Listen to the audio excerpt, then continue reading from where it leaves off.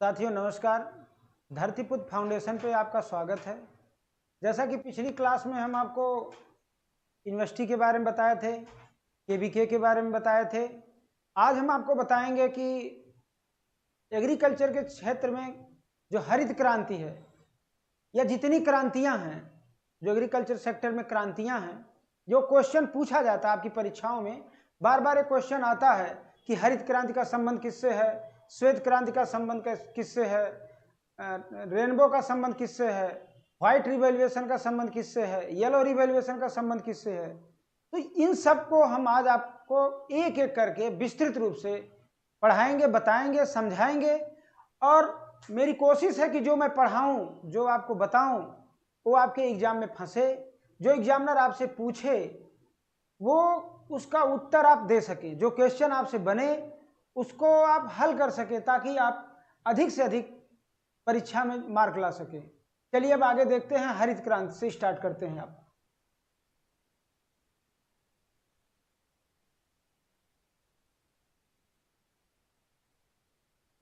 हरित क्रांति जो है उसका संबंध किससे है, हरित क्रांति के बारे में क्वेश्चन क्या आता है,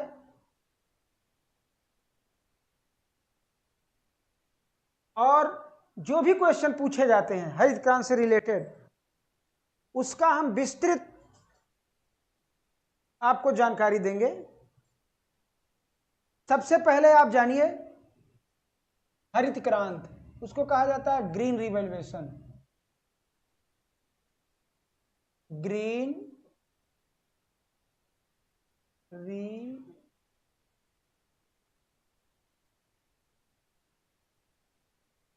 ग्रीन रिवॉल्यूशन या हिंदी में कहते हैं हरित क्रांति। हरित से ही लग रहा है कि कुछ हरे भरे चीज की बात हो रही है, कोई ऐसी क्रॉप की बात हो रही होगी, कोई ऐसी फसल की बात हो रही होगी जो कैसी होती होगी, हरी होती होगी। तो ये तुक्काफिकेशन इसको कहते हैं। तो ग्रीन रिवॉल्यूशन का संबंध है किससे, फसल उत्पादन से। किससे है, ग्रीन रिवॉल्यूशन का संबंध किससे है, फसल उत्पादन से। अब क्वेश्चन क्या बनेगा, पूछा क्या जाता है, परीक्षा का आपसे क्या पूछता है, एग्जामिनर आपसे क्या पूछना चाहता है, क्या जानना चाहता है, और परीक्षाओं में क्या पूछा जाता है। आपसे पूछा जाएगा कि ग्रीन रिवॉल्यूशन का संबंध किस क्रॉप से है, ग्रीन रिवॉल्यूशन के जनक कौन है। ग्रीन रिवॉल्यूशन के अगर जनक है तो आपके दिमाग में बात आ रही होगी कि कोई विश्व लेवल पे होगा, तो कोई अपने राष्ट्रीय लेवल पे होगा, कोई वर्ल्ड लेवल पे होगा, तो कोई नेशनल लेवल पे होगा। तो नेशनल लेवल और इंटरनेशनल लेवल पे क्या इनके अलग अलग जनक हैं, फादर हैं। तो ये क्वेश्चन आपसे पूछे जाते हैं। और क्वेश्चन आता है कि ग्रीन रिवॉल्यूशन का संबंध किस क्रॉप से है और ग्रीन रिवॉल्यूशन कब स्टार्ट किया गया। तो ग्रीन रिवॉल्यूशन की स्टार्टिंग जो है 1960-70 में हुई थी। कब हुई थी, 1960 से 1970। कभी कभी क्वेश्चन ये आ जाता है, एग्जामिनर आपसे पूछता है कि ग्रीन रिवॉल्यूशन किस दशक में स्टार्ट हुई थी। तो ग्रीन रिवॉल्यूशन, हरित क्रांति जो है, ये 70 के दशक में, किसके दशक में,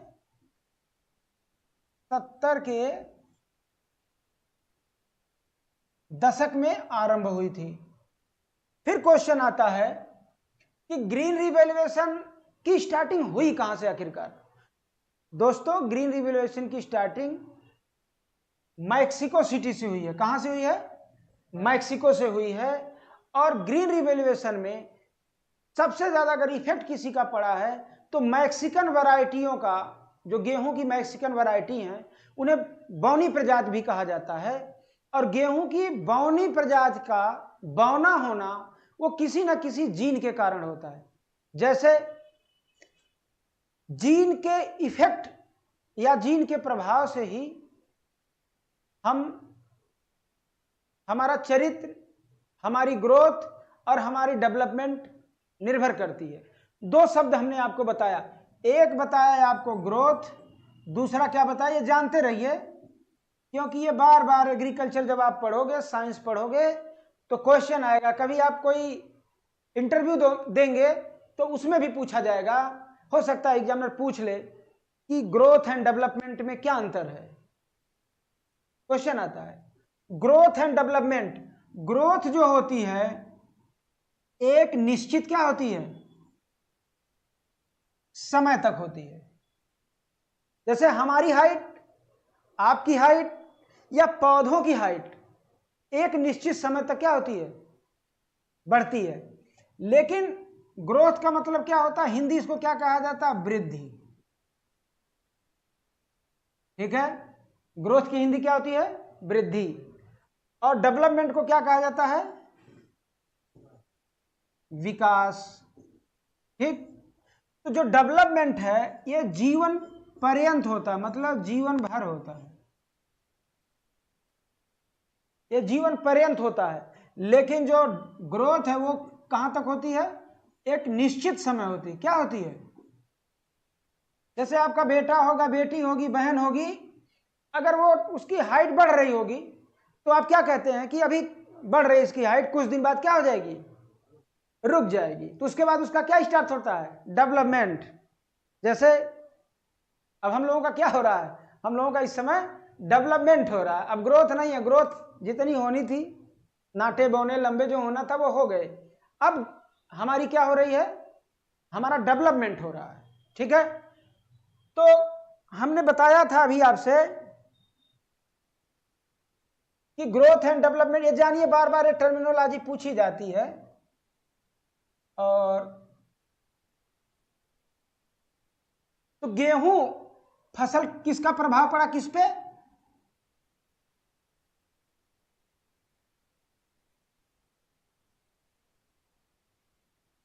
हरित क्रांति का सबसे ज्यादा प्रभाव किस पे पड़ा, यहां से क्वेश्चन आएगा। तो प्रभाव पड़ा गुरु गेहूं की फसल पर, धान की फसल पर, और आंशिक रूप से किस पर, मक्का पर। ये तीन फसलों पर हरित क्रांति का प्रभाव पड़ा। लेकिन सबसे ज्यादा अगर प्रभाव किस पे पड़ा, वो गेहूं पर पड़ा। और इसकी शुरुआत, इसका आरंभ कहां से हुआ था, अमेरिका से। अमेरिका से हुआ, और अमेरिका के मैक्सिको सिटी से इसका आरंभ हुआ। इसको मैक्सिकन वैरायटी भी कहा जाता है। जो गेहूं है उसको मैक्सिकन, जो बौनी प्रजाति की गेहूं है उसको मैक्सिकन प्रजाति भी कहा जाता है। अब हम बार बार ग्रीन रिवैल्यूएशन बोल रहे हैं, जीआर बोल रहे हैं, तो जीआर शब्द किसने दिया था, पहला क्वेश्चन आपके दिमाग में बन रहा होगा। क्वेश्चन कहां से पूछे जाते हैं ये जानिए। क्वेश्चन आपसे पूछा जाएगा कि ग्रीन रिवैल्यूएशन से क्वेश्चन पहला पूछा जाएगा आपसे कि इसके जनक कौन है। दूसरा पूछा जाएगा ग्रीन रिवैल्यूएशन शब्द किसने दिया। तीसरा क्वेश्चन होगा कि प्रभाव सबसे अधिक किस पर पड़ा, और भारत के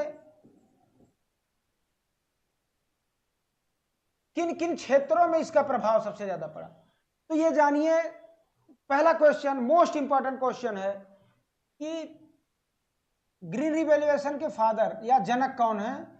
तो ग्रीन रिवैल्यूएशन वर्ड मतलब विश्व में इसके जनक हैं डॉक्टर एन ई बोरलाग जी। ठीक है, लेकिन भारत में, इंडिया, भारत में पूछा जाएगा तो भारत में हरित क्रांति के जनक हैं डॉक्टर एम.एस. स्वामीनाथन जी। देखिए, अब स्वामीनाथन जी का नाम आया, एक चीज और ऐड कर दे रहे हैं, जो रेनबो रिवैल्यूएशन है। ठीक है, रेनबो रिवैल्यूएशन के भी जनक इन्हीं को कहा जाता है, डॉक्टर एम एस स्वामीनाथन जी को। और प्रभाव, इसका सबसे ज्यादा प्रभाव जो है किस पर पड़ा, तो सबसे ज्यादा प्रभाव या सबसे ज्यादा ग्रोथ अगर किसी की हुई तो खाद्यान्न फसलों की हुई। वो थी गेहूं था, वो धान था, वो मक्का थी। देखिए क्वेश्चन यहां से आता, मक्के की बात आगे तो बता दें हल्का सा। मक्का एक ऐसी फसल है जो तीनों सीजन में, खरीफ, रबी और जायद, तीनों सीजन में उगाई जाती है। और तीनों सीजन में क्वेश्चन आता है बार बार, आप बिहार का एग्जाम देंगे, आप उत्तर प्रदेश का एग्जाम देंगे, तो आएगा कि निम्न में से कौन सी ऐसी फसल है जो तीनों सीजन में, खरीफ, रबी, जायद में उगाई जाती है, तो वो कौन सी है, मक्का। और मक्का का तीनों सीजन में उत्पादन बिहार में होता है। ठीक है, फिर क्वेश्चन आपसे पूछा जाएगा कि भारत के किन क्षेत्रों में, भारत के किन क्षेत्रों में हरित क्रांति का प्रभाव पड़ा। तो भारत के 3 राज्यों में मुख्य रूप से हरियाणा, पंजाब और पश्चिमी उत्तर प्रदेश, इन 3 राज्यों या 3 प्रदेशों पे सबसे ज्यादा हरित क्रांति का प्रभाव पड़ा। अब आपके दिमाग में आ रहा होगा कि ये शब्द जो ग्रीन रिवैल्यूएशन है, कौन शब्द, ग्रीन रिवैल्यूएशन, जीआर जो है किसने दिया था, ग्रीन रिवैल्यूएशन शब्द किसने दिया था, WS गॉड, किसने दिया था, WS ने दिया था। किस सन में, 1968 में। और ग्रीन रिवैल्यूएशन स्टार्ट कब हुआ था, 1960, 1970 में। इतनी बातें समझ में आई।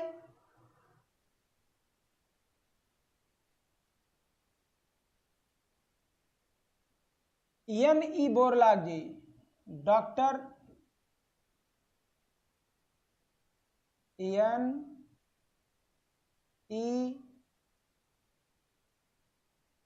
बोरलॉग, देखिए इनके बारे में जान लीजिए।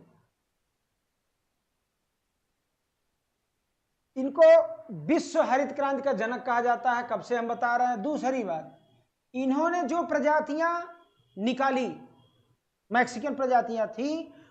आता है कि बौनी प्रजातियों का बौना होना किस कारण से होता है, तो बौनी प्रजातियों का या मैक्सिकन प्रजातियों का बौना होना मतलब छोटा होना, यह है नोरिंटेन। क्या नाम है उसका,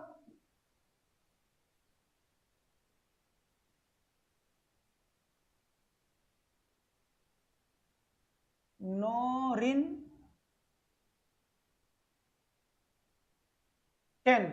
नामक क्या होती है, जीन होती है। नोरिंटेन नामक जीन के कारण गेहूं क्या होता है, बौना होता है। गेहूं नोरिंटेन जीन के कारण बौना होता है। N.E. बोरलाग जी ने इसी पे क्या किया था, रिसर्च किया था, काम किया था, तो प्रजातियां निकाले थे। तो नोरिंटेन जो मैक्सिकन प्रजातियां थी, उनके कैरेक्टरिस्टिक क्या थे, चरित्र क्या थे, क्यों उनको ज्यादा लाइक किया गया, क्योंकि वो क्या थी, रोग प्रतिरोधी थी, रोग प्रतिरोधी थी, और क्या थी, हाई यील्डिंग वैरायटी थी। क्या थी, हाई यील्डिंग। ये क्वेश्चन आता है, ये आपसे पूछ लिया जाएगा, HYV का पूरा नाम क्या है, तो इसका पूरा नाम है हाई यील्डिंग वैरायटी। तो ये जो बौनी प्रजाति थी गेहूं की, वो कैसी थी, रोग प्रतिरोधी थी, हाई यील्डिंग थी। ठीक है। और 1970 में, मोस्ट इंपॉर्टेंट क्वेश्चन है, N.E. बोरलाग के बारे में पूछा जाता है। N.E. बोरलाग जी को 1970 में शांति का नोबेल पुरस्कार, 1970 में क्या दिया गया था, शांति का नोबेल पुरस्कार दिया गया था। पुरस्कार दिया गया था। तो आपकी परीक्षा में अगर एन ई बोरलॉग जी के बारे में पूछेगा तो यहीं से पूछेगा, इससे ज्यादा कुछ नहीं पूछेगा। अब आता है भारत में हरित क्रांति। भारत में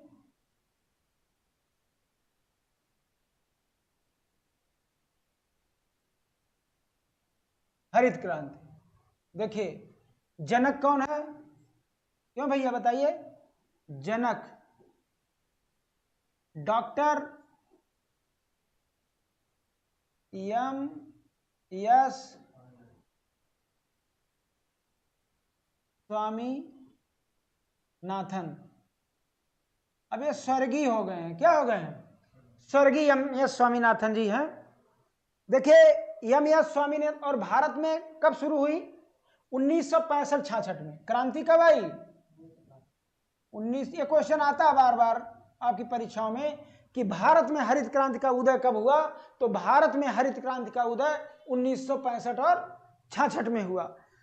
भारत में अभी कुछ देर पहले हमने बता दिया था कि किन क्षेत्र, भारत के किन राज्यों में इसका इंपैक्ट पड़ा, इफेक्ट पड़ा, सबसे ज्यादा हरित क्रांति प्रभावशाली कहां रही? तो जहां सिंचाई के साधन थे, जिन राज्यों में सिंचाई करने की व्यवस्थाएं थीं, उन राज्यों में हरित क्रांति का सबसे ज्यादा पॉजिटिव प्रभाव पड़ा। ठीक है, सबसे ज्यादा पॉजिटिव प्रभाव पड़ा। तो जो कहां कहां पड़ा भारत में, हमने बता दिया था, हरियाणा था, पंजाब था और वेस्टर्न यूपी था। ठीक है, इन राज्यों पे इसका इंपैक्ट पड़ा। क्वेश्चन अब लेटेस्ट अभी एम एस स्वामीनाथन जी से अगर कोई पूछा जाएगा तो स्वामीनाथन जी को वर्ष 2024 का, कब का? वर्ष 2024 का भारत का सर्वोच्च सम्मान पुरस्कार भारत रत्न, क्या?